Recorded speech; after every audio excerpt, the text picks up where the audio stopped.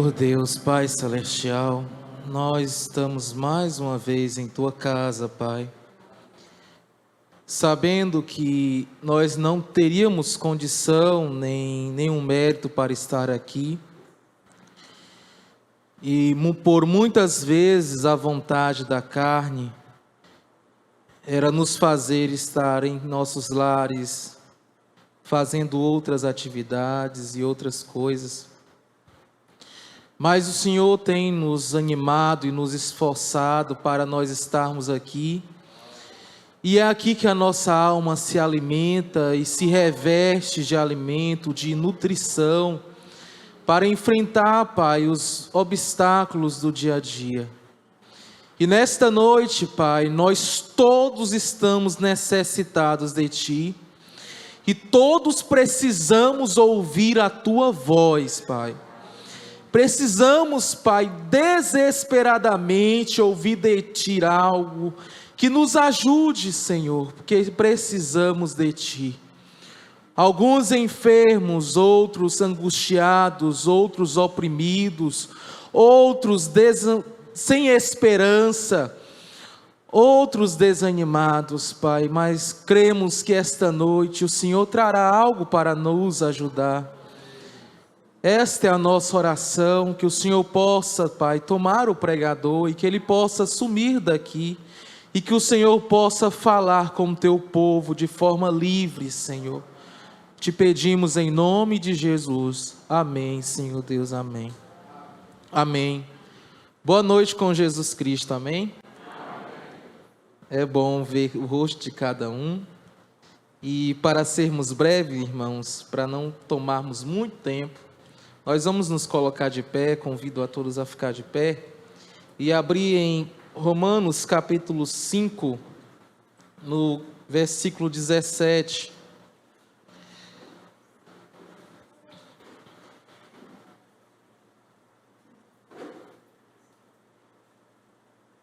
Nosso pastor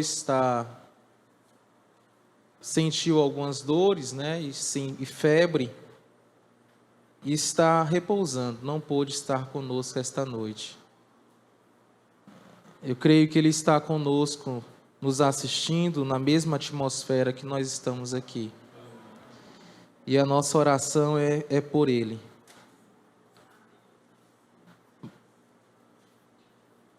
Creio que todos encontraram, amém? Está escrito em Romanos 5, versículo 17. Porque, se pela ofensa de um só a morte reinou por esse, muito mais os que recebem a abundância da graça e do dom da justiça reinarão em vida por um só, Jesus Cristo. Amém. Podeis os assentar.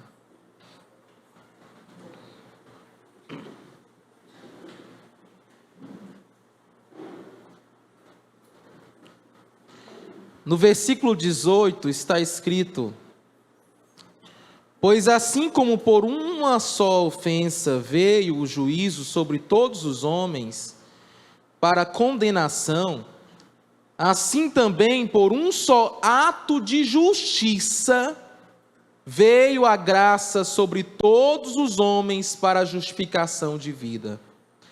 Porque como pela desobediência de um só homem muitos foram feitos pecadores, assim pela obediência de um, muitos serão feitos justos. Veio, porém, a lei para que a ofensa abundasse, mas onde o pecado abundou, superabundou a graça, para que assim como o pecado reinou na morte, também a graça reinasse pela justiça para a vida eterna, por Jesus Cristo, nosso Senhor. Amém. É bom ler a Bíblia, né? É bom, né? Está escrito, eu não ia ler, mas no versículo 7, está escrito assim, no mesmo capítulo: porque apenas alguém morrerá por um justo. Pois poderá ser que pelo bom alguém ouse morrer. Mas Deus prova o seu amor para conosco, em que Cristo morreu por nós, sendo nós ainda pecadores. Aleluia. Logo, muito mais agora, sendo justificados pelo seu sangue, seremos por ele salvos da ira. Aleluia. Portanto, agora, nenhuma condenação há para os que estão em Cristo Jesus, que não andam segundo a carne, mas segundo o Espírito.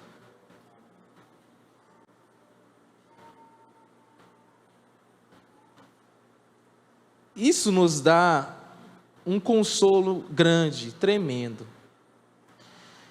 Eu estava lendo essa escritura e a gente faz um saldo, uma análise dos nossos dias anteriores.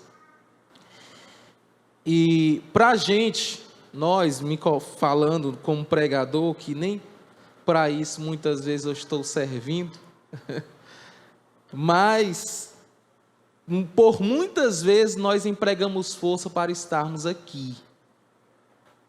Para estarmos aqui, nós colocamos força.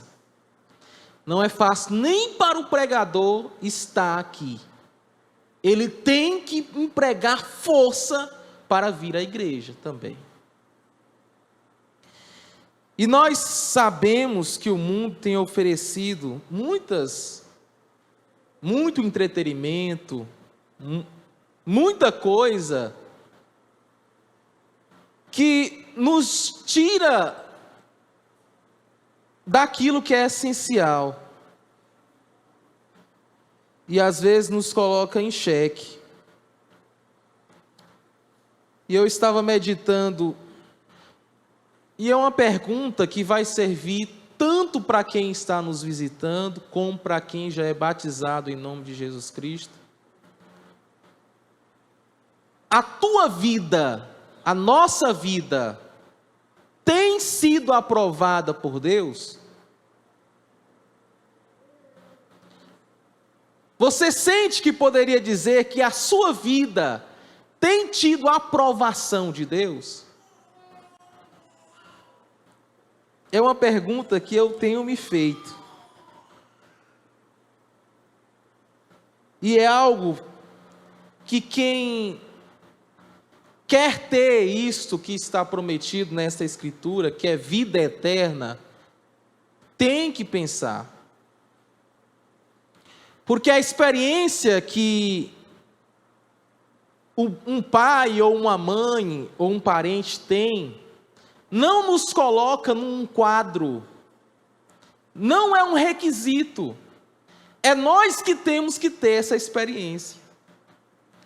Experiência de sentimento, de estar salvo, de ter essa certeza. O irmão Branham diz assim, mensagem: esteja certo de Deus. Mas tudo isto que você coloca antes de Deus é um ídolo. Seja isto o que for. Até mesmo o diabo, nosso grande adversário, é tão astuto que tem feito com que a igreja ocupe o primeiro lugar antes de Deus para muitos. Ela pode ser um grande edifício, ou ela pode ser uma grande denominação, e outra vez ela pode ser uma grande congregação, mas não deixe nada vir antes de Deus em seu coração. Não deixe nada vir antes de Deus em seu coração. Quando aqueles que estavam ali em Atos 2, ouvindo aqueles que receberam o Espírito Santo, falando em línguas, cada um ouvindo conforme a sua própria língua, Logo eles perguntaram: o que faremos, varões e irmãos? E Pedro deu um requisito a eles. E disse-lhes Pedro: arrependei-vos, e cada um de vós seja batizado em nome de Jesus Cristo, para perdão dos pecados, e recebereis o dom do Espírito Santo. Aí existe um requisito.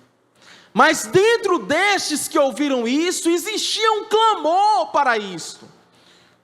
Os seus corações se compungiram, porque eles estavam na presença de Deus. Eles sabiam que aquilo era uma manifestação de Deus. E Deus está se manifestando hoje aqui. Ele está aqui. E como está o nosso coração? Como está o teu coração? Mas não deixe nada vir antes de Deus em seu coração. Esqueça tudo que você deixou lá fora. Você que veio do trabalho, veio da casa de um amigo, veio da casa de um pai, esqueça tudo. Venha para cá. Todos estão aqui? Amém? É isso. Porque Deus está falando. E é difícil nós dizermos isso, mas nós temos esta confiança. Nós temos essa convicção. E você tem que ter essa consciência. Não despreze isso.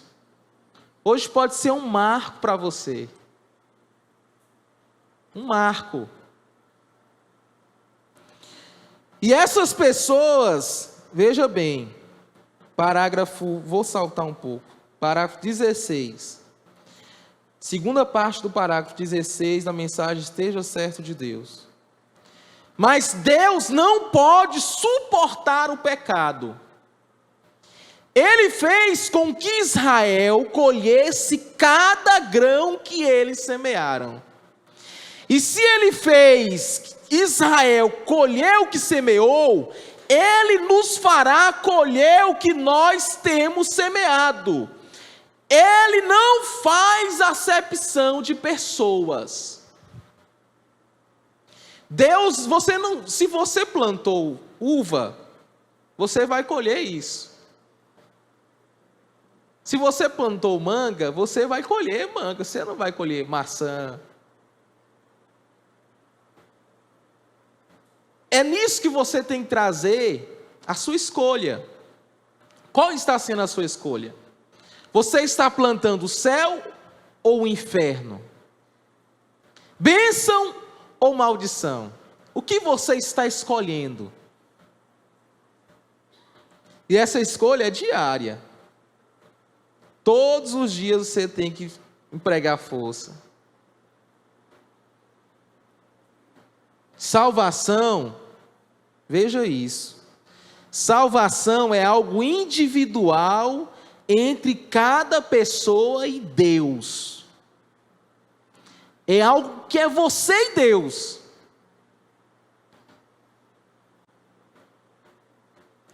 Não é com nossa igreja, não é com nossa nação, porém individualmente é que cada um terá que responder ante Deus.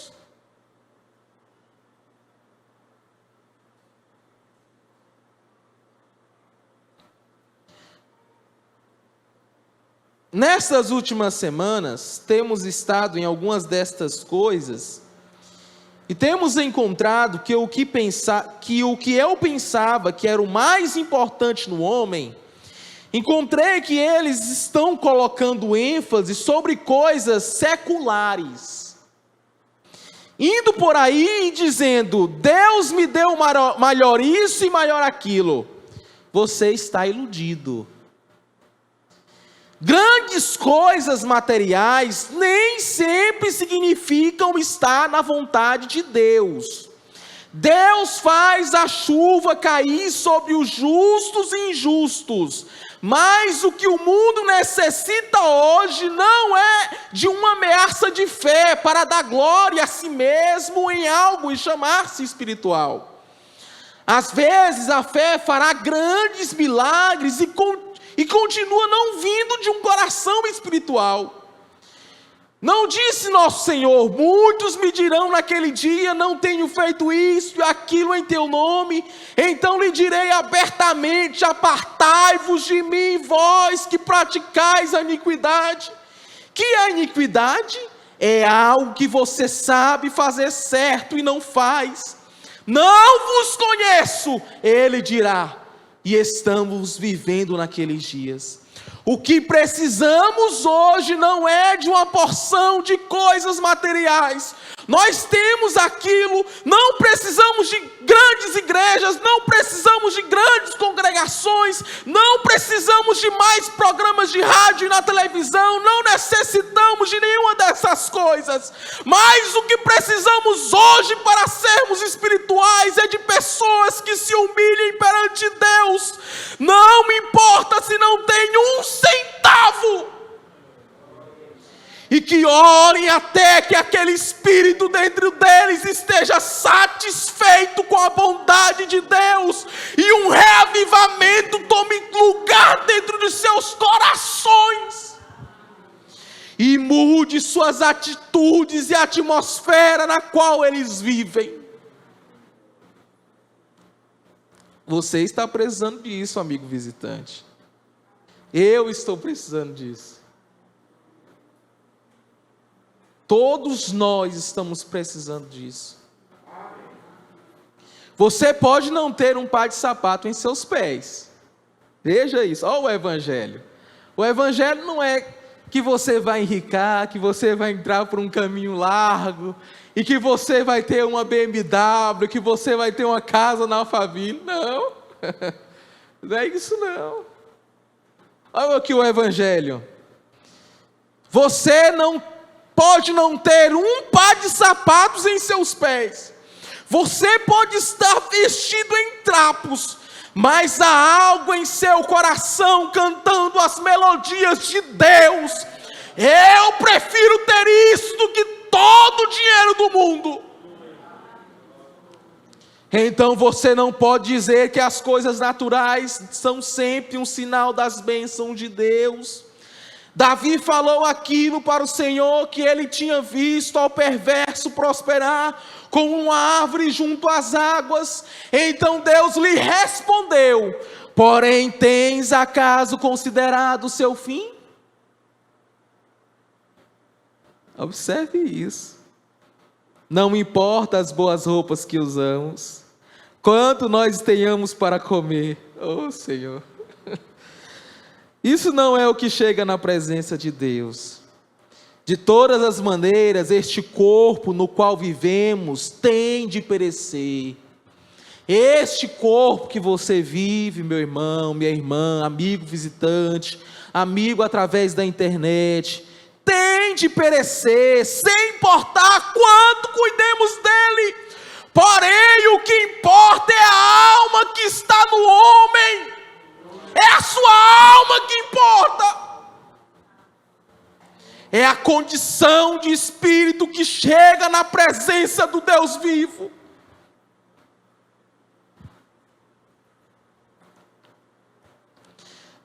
Agora, Deus está satisfeito com as suas escolhas? Com a escolha que você está fazendo? Assim é como o Deus do céu permanece o mesmo hoje, parágrafo 26. Assim é como Deus do céu permanece o mesmo hoje. E todos os nossos esforços e grandes projetos que estamos tratando de fazer, Deus nunca estará satisfeito fora de uma vida toda santificada perante Ele.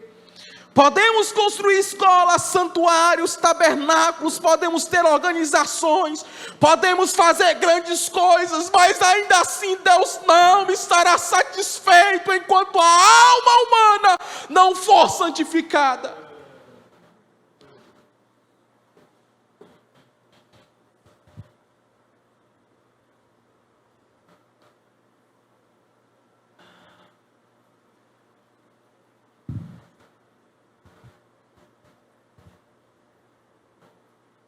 Agora a mensagem era de Esmirna.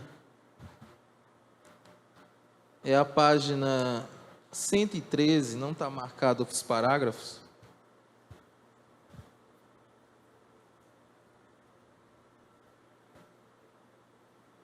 Irmão Brana diz assim: você poderia agora querer saber quando pode usar esta palavra eterno. Eu comecei a ler um pouquinho antes.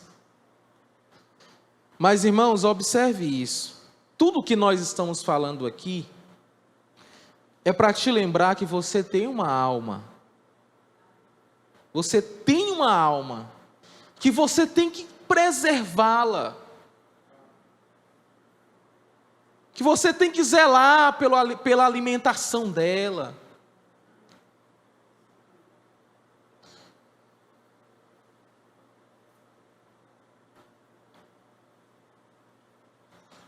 Às vezes a sua alma está bramando com sede. E você se enche de festas, de bebida, de álcool, de mulheres, busca mais dinheiro, uma casa na Alphaville, uma BMW. Tudo isso é sede. Mas o que vai matar realmente esta sede é Deus na vida do homem. E é isso que mata a sede. Enquanto você não encontrá-lo, você não vai conseguir matar esta sede. Ah, mas eu já congrego, mas você já conseguiu matar essa sede? Se não, é porque você ainda não encontrou com Deus ainda. Você tem que encontrar com Ele.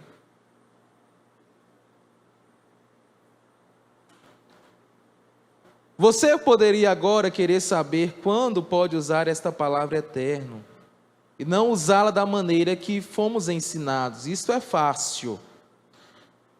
Quando se aplica a Deus, significa ser sem princípio ou fim, e permanecendo sempre e jamais cessando. E quando você fala de vida eterna, tenha em mente que é a vida de Deus. Preste atenção nisso. Vida eterna é o que todos querem.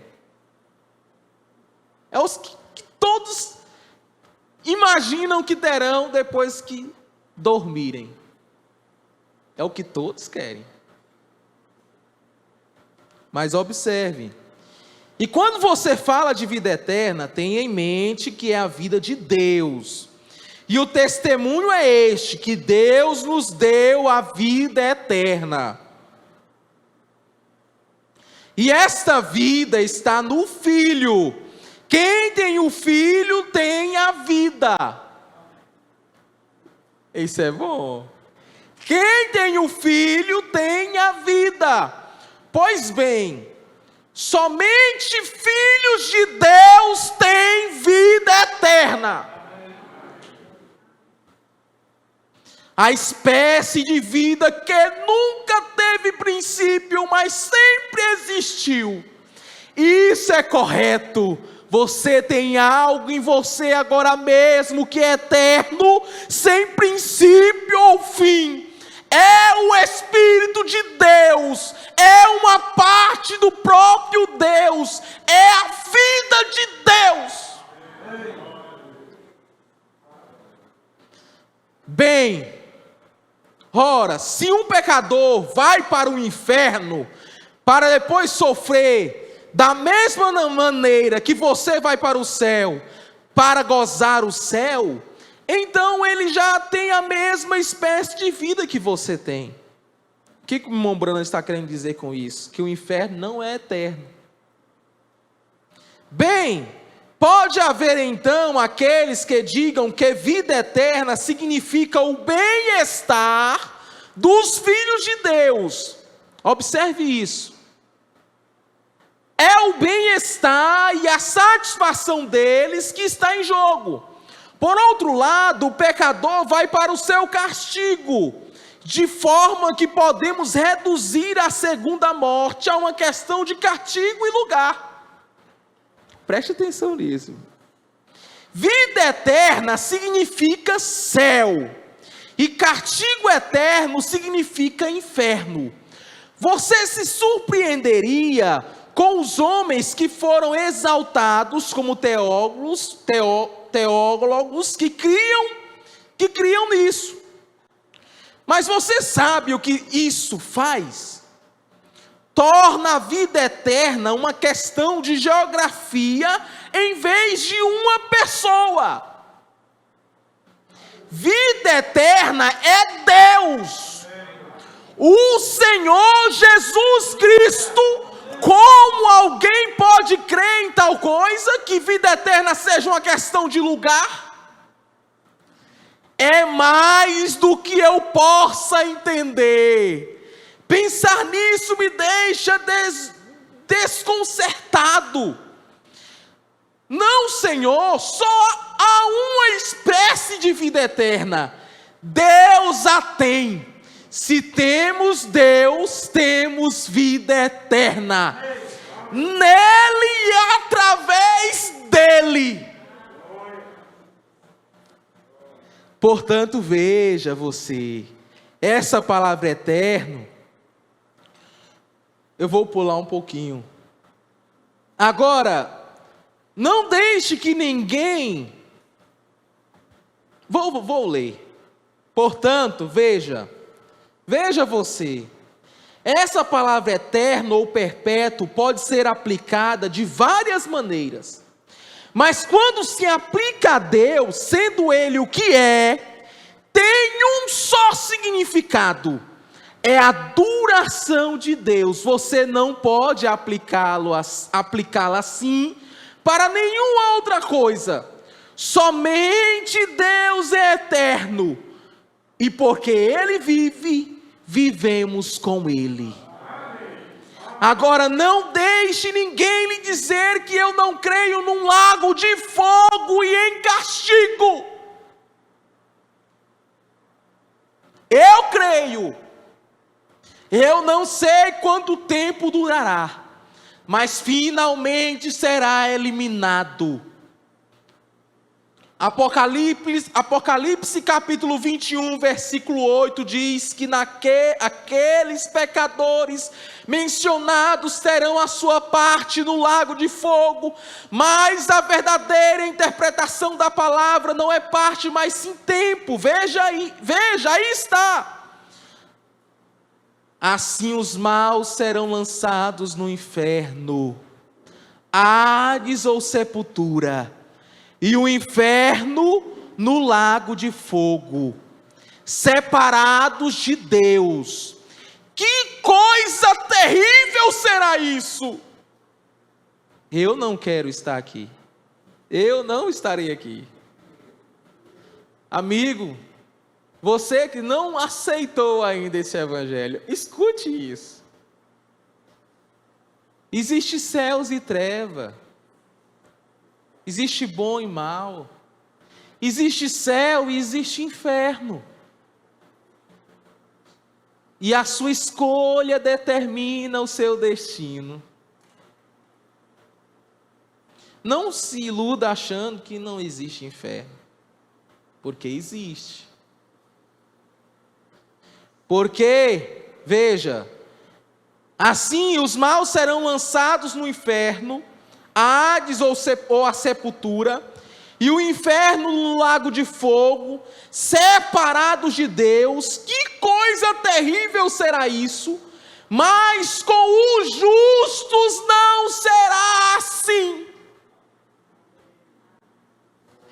Eles não têm que temer. Eles foram redimidos por Deus. Eles estão em seu seio.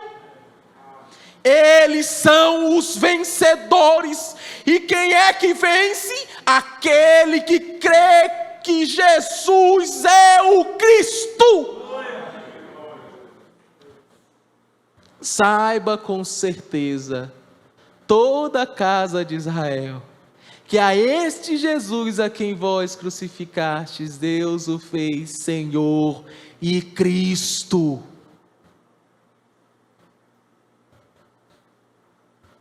Por quê? Porque escapará este vencedor, este crente, e entrará nos domínios da vida eterna e glória. E glória, uma pergunta, porque Jesus, preste atenção nisso, por que escapará este vencedor? Este vencedor é este que tem boas obras? É esse que dá esmola? É esse que tem uma tradição de família na igreja, isso e aquilo? Não. Não é isso. Por que escapará este vencedor, este crente, e entrará nos domínios da vida eterna e glória? Porque Jesus pagou um preço para nos resgatar do pecado. Ele preencheu a brecha de separação, e nós estávamos longe, e nós que estávamos longe, agora já pelo sangue chegamos perto. Olha a sua oportunidade. Você e eles nunca entrarão em condenação, nunca estarão naquele lago de fogo, nunca poderão estar perdidos, porque Ele não perderá nenhum deles. Nenhum dos redimidos estará em algum outro lugar, a não ser onde Jesus esteja. Você quer estar com Jesus? Aleluia. Você crê que Jesus é o Cristo? Ei, meu irmão, isso aqui é maravilhoso. Veja isso. Observe. Você sabe por que é assim? Eu ilustrei isso para você. Eu tenho um rapazinho, José, o nome do rapaz.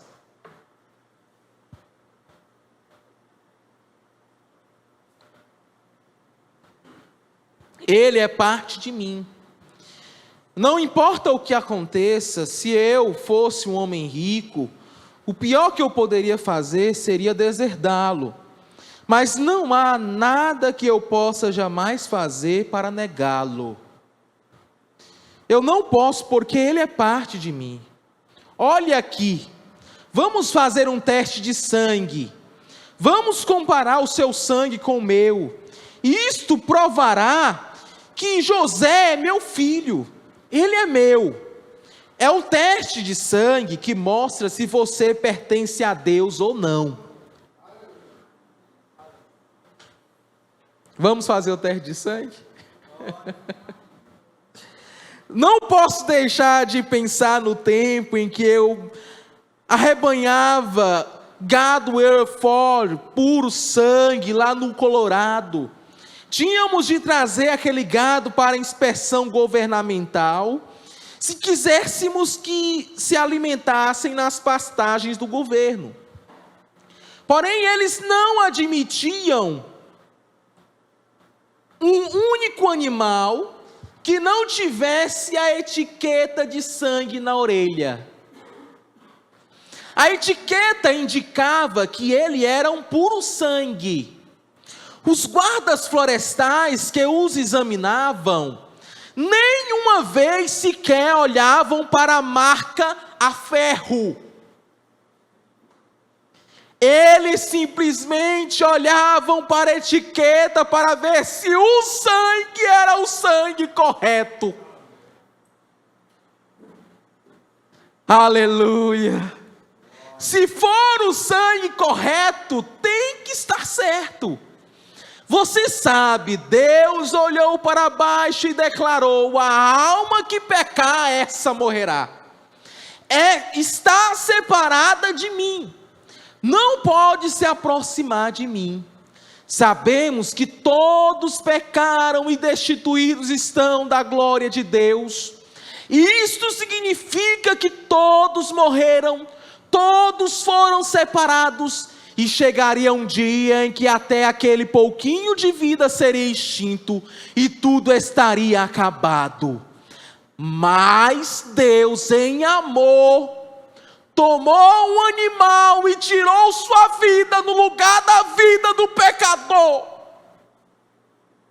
No Velho Testamento, o pecador trazia um cordeiro, ele colocava sua mão sobre o cordeiro, enquanto o sacerdote cortava a garganta do cordeiro, ele sentia o sangue sendo derramado e ouvia o bali, ele sentia o corpo enrijecer na morte, ele via a fumaça do sangue aspergido subir a Deus, ele sabia que o cordeiro tinha tomado seu lugar, ele sabia que a vida do cordeiro tinha sido tirada em lugar da sua, mas a vida daquele cordeiro era vida animal e não podia voltar sobre o pecador limpando-o. Assim ele partia com o mesmo desejo de pecar. Ele saía com o pecado em sua mente, ele voltava e oferecia um sacrifício pela mesma coisa um ano mais tarde.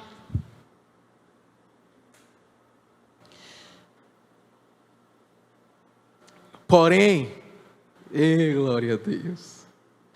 Porém, no Novo Testamento não é assim. Nosso cordeiro moribundo é o Filho de Deus. Observe isso, meu irmão. Nosso cordeiro moribundo é o Filho de Deus, que deu seu sangue em resgate de muitos. Pela fé nós nos aproximamos e colocamos nossas mãos sobre esse cordeiro. Nós o vemos com as feridas sangrentas, as costas laceradas, os espinhos cruéis rasgando sua fronte. Sentimos sua dor e ouvimos clamar: Deus meu, por que me desamparastes? E o que aconteceu? A vida que deixou aquela célula de sangue partida voltou sobre o arrependido. A vida que estava nele voltou sobre nós. Nós voltamos então sem o desejo de pecar. E agora temos ódio pelas obras e desejos da carne. Olhemos para nós. O que é a nossa vida? Apenas uma pequena célula que veio de nosso pai. A fêmea não tem hemoglobina, ela produz o óvulo, ela é a incubadora, mas o sangue vem do macho. É por isso que a mulher toma o nome do marido e os filhos tomam o seu nome. A mãe é a incubadora dos filhos que ela lhe dá. É isso que aconteceu para a nossa redenção. O Espírito Santo veio sobre Maria, e ela teve um filho, e o chamou Jesus. O grande Criador desceu e tornou-se um sacrifício por nosso pecado. Seu sangue era o sangue de Deus. É exatamente isso que era. Aquele sangue de Deus foi derramado e o Espírito o deixou enquanto ele morria em agonia. Depois a mesma vida, Espírito voltou para morar no pecador arrependido e libertá-lo. Esse pecador não voltava ano após ano, sacrifício após sacrifício, porque não havia mais necessidade. Por um sacrifício de uma vez por todas, ele foi libertado do domínio do pecado e recebeu a vida de Cristo, através da qual ele reina vitorioso sobre o pecado, o mundo, a carne e o diabo.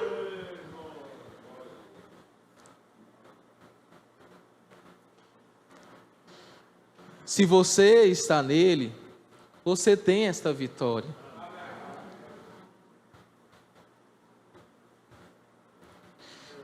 Se vós estiverdes em mim, e as minhas palavras estiverdes em vós, pedireis tudo o que quiserdes, e vos será feito. O que é isso? É Deus em você. Deus em você, você pode pedir o que você quiser. Você está nele? Peça o que você quiser. Este sangue, este cordeiro moribundo, o Filho de Deus garantiu isso para você. Garantiu a cura das suas enfermidades, garantiu a ressurreição dos mortos, garantiu a libertação para qualquer opressão. Porque ele derrotou tudo. Derrotou o pecado, o mundo, a carne, o diabo, o inferno, tudo. Deus o fez. Ele fez tudo isso. Ele clamou para o mundo amaldiçoado no pecado: eu vos darei um sinal. Uma virgem ficará grávida, uma virgem conceberá e dará à luz a um filho. Esse será o vosso sinal, será um sinal eterno. O que ela der à luz será Emanuel, Deus conosco. Deus desceu numa célula de sangue, não através de um homem, mas pelo Espírito Santo. E naquele ventre virgem foi formado um tabernáculo com o propósito de morrer. Irmãos, a gente precisa que isso entre.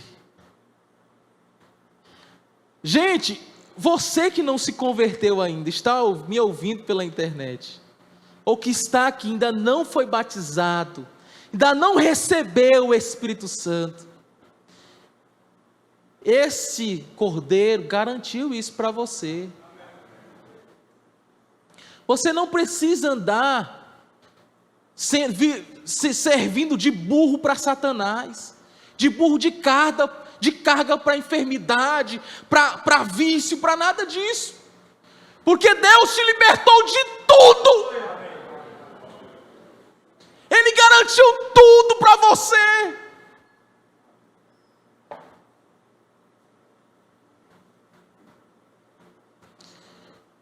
Deus desceu numa célula de sangue, não através de um homem, mas pelo Espírito Santo, e naquele ventre virgem foi formado um tabernáculo com um propósito de morrer.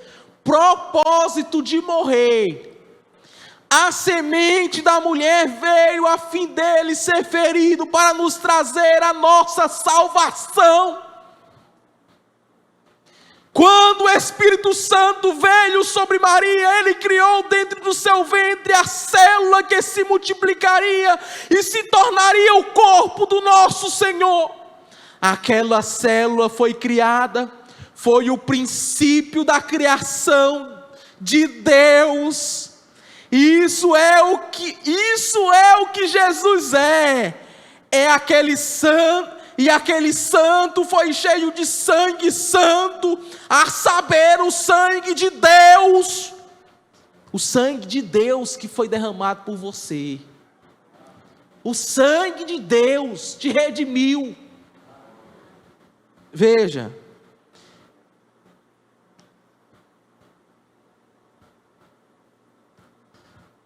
Ele cresceu até ser um homem.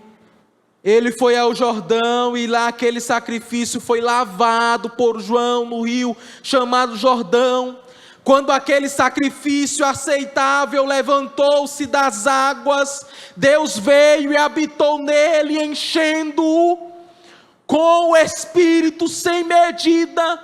E quando ele morreu e derramou o seu sangue, a perfeita vida de Deus foi liberada para voltar sobre o pecador que aceitasse Cristo como seu Salvador.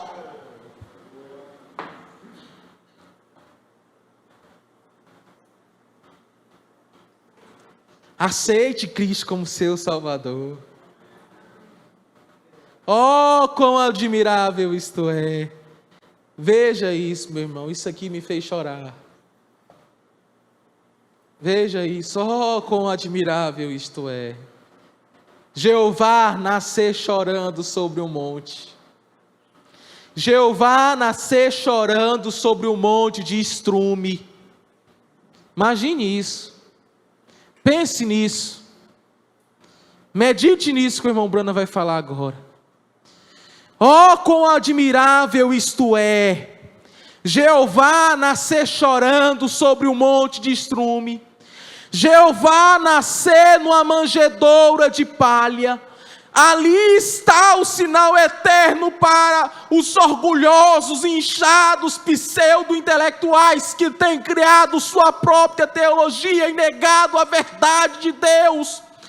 Jeová Deus, um bebê chorando, num fédido estábulo.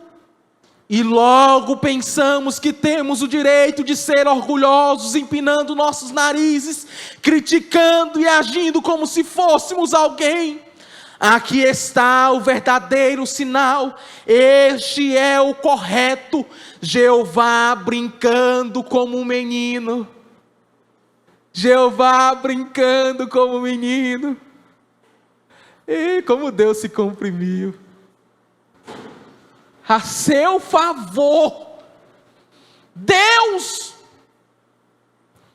Jeová brincando como um menino, Jeová trabalhando numa carpintaria, Jeová lavando os pés dos pecadores. Eu vos darei um sinal, disse Deus, não um sinal de um sacerdócio de colarinho branco, não um sinal de riqueza e poder. Não há nada neste sinal que querereis ou achareis adequado, porém é um sinal eterno. Nenhuma beleza víamos para que o desejássemos. Era desprezado e o mais indigno entre os homens. Homem de dores, experimentado nos trabalhos, e como de quem os homens escolhiam o rosto, era desprezado e não fizemos dele caso algum.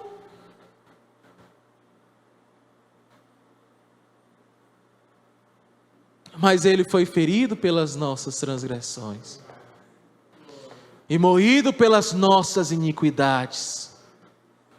O castigo que nos traz a paz estava sobre ele, e pelas suas pisaduras nós fomos sarados. Aleluia. É o maior sinal de todos.